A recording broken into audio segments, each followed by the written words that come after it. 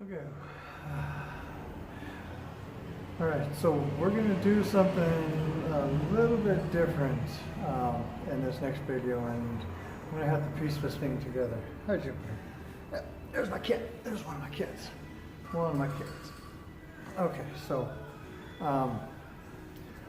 I've watched a bunch of videos, and I mean that's how I learn anything on gold prospecting, is watching other people's videos. And I had seen people hauling wagons and collapsible carts, packing wheelbarrows of stuff in, and I don't have I have an SUV that I can't carry a wheelbarrow in, or these big contraptions. But when I go prospecting, I usually carry way too much stuff, or I want to bring too much stuff, and I end up suffering for it. And I usually stop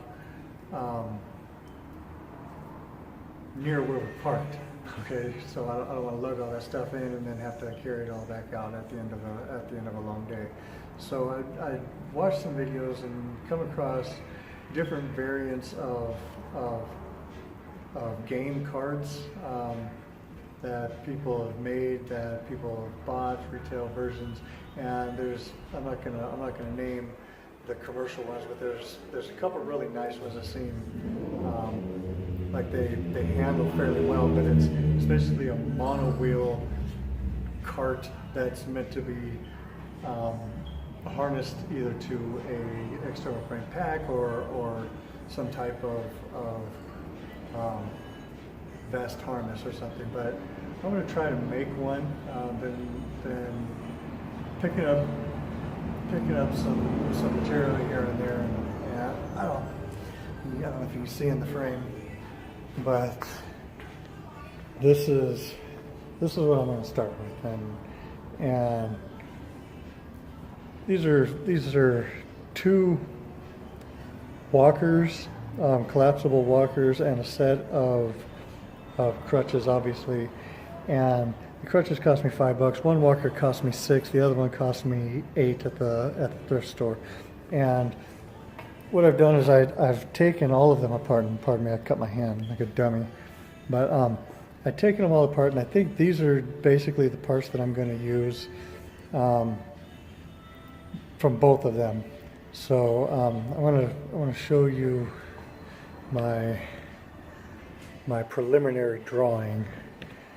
And again, I'm not an artist, but this is basically what I'm gonna start with.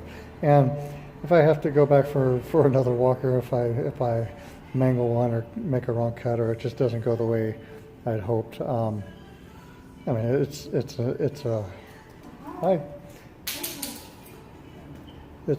negligible cost. But anyway, obviously this is one U. This is the other U from one walker. This is the piece that's going to scab them together. And you have to flex them, but they go together. I kind of did a dry fit, and it seems to work okay. These are the plastic braces that are gonna hold the load. And the second drawing, because it has to be kind of a Z frame, I'm gonna have to go get a conduit bender from Home Depot or something. But it's basically meant to be that with these parallel to the ground. This would be the part where the handles extend from, and the frame would come down, and the load. This is the load. I guess the load brace. Okay, and here I've got the load brace bottom portion, and I'm gonna have to bend another one of these that has a brace across here. Okay, and that'll bend and be parallel to this Z here, but going the other direction under here. And then I'll either use box tubing or something else, maybe from the crutches, to make the wheel brace. So anyway, we'll see how it goes. I'm gonna dry fit it together and let you see what it looks like just preliminary. Okay, so that's basically the frame setup, and you know, these are all just parts that I scabbed off of 2 walkers. These braces I'll probably anchor in somehow, but they just clip in right now. They're pretty sturdy, and this whole thing, surprisingly, is a lot more durable than I would have imagined. This, I don't know, this is an aircraft grade aluminum, but it's medical grade aluminum, and this thing is pretty solid. Once I don't even know if I'm going to put screws in it or not, but I've got a couple of other braces that I'm going to put in just to add support for the load that I'm going to put on there, whatever load I'm going to put on there, whether it's tents for camping or just other gear. Keep in mind for this to balance out, this whole thing has to be like a Z frame. So this is going to be considerably shorter because if you remember the drawing about here, I'm going to get a conduit bender and bend this so that it's parallel to the ground. Okay. And then once that's done, this is going to sit.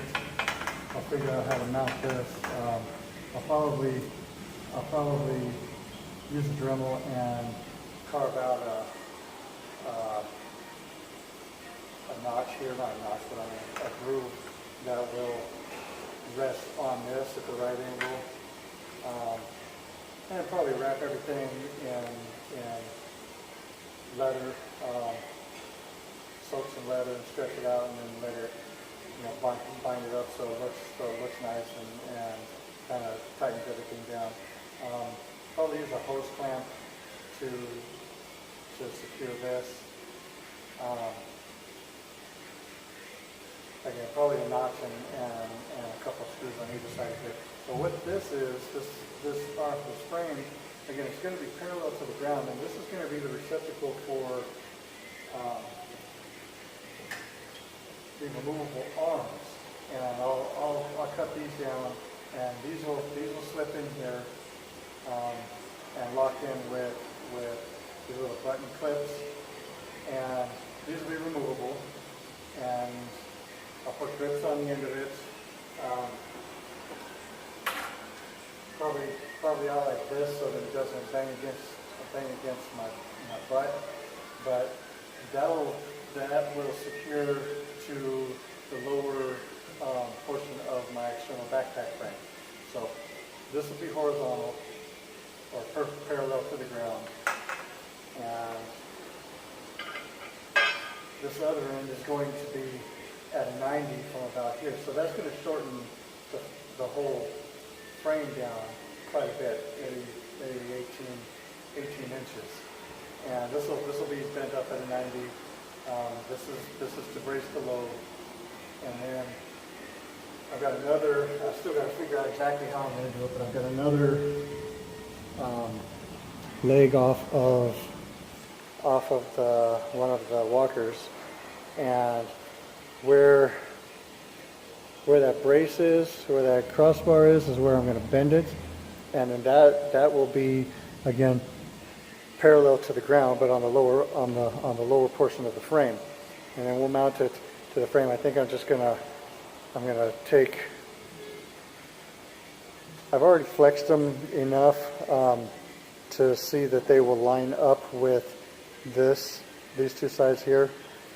So I might just put some holes in and put some screws and run it along here, and then where this part 90s up like this. I don't know if you remember the little weird drawing that I did, but that's where that part is going to be bent and then come out parallel to the ground. And then I think, unless this doesn't work out, but it's trial and error for me. I've never done anything like this, but I think if I cut those off, maybe right about there, each of those, that part is crimped. It's squared off on the sides, so it makes it's not perfectly round. It's kind of oval, but it's a lot stronger. It's a lot stronger, and it has a flat spot to drill through. So I think that I'm gonna put a hole there, and then my wheel will sit in between there. Of course, they're going to be considerably closer. Put my finger here like that, closer together. Okay, don't laugh at me. I'm not very good at this, but anyway, this is the first leg of the journey. I don't know if it's actually going to work out, but if it doesn't, I think $20 worth of material. I'm in pretty good standing just to make this first attempt. And like I said, everything's going together pretty good. I'm impressed with the way that came out. That whole frame is solid like a rock. Now, I don't have a lot of experience bending conduit, but we're gonna go to Home Depot and borrow a conduit bender or a tube bender or whatever. I may even take this thing in there and see if I can get one of the professionals to help me out. It just everything went together so well. I don't want to mess it up, and if I can get it done in one shot, I will be ecstatic. So bear with me. We'll get on to the next leg tomorrow and see what's what. And I took this on today because I didn't get a chance to go out to the river today, and I was kind of bummed. It was a beautiful day, but we'll try again in a week or so. I gotta give my wife a break.